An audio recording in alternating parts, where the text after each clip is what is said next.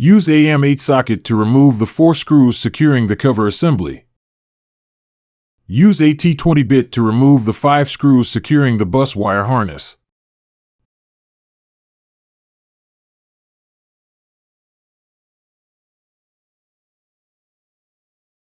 Use a T20 bit to remove the 5 screws securing the control box cover.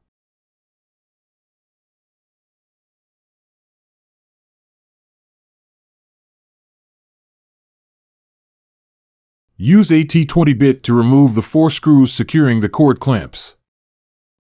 Use a T25 bit to remove the 4 screws securing the drive motor wires and unplug the 2 wire connectors. Use a T20 and a H4 bit to remove the 6 screws securing the drive motor PCBA.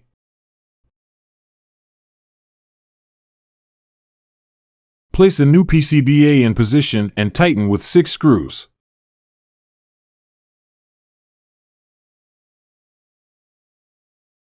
Tighten the 4 screws to secure the drive motor wires.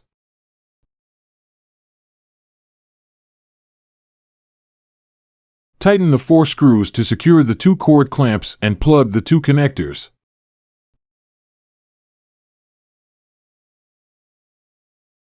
Tighten the 8 screws to secure the control box cover.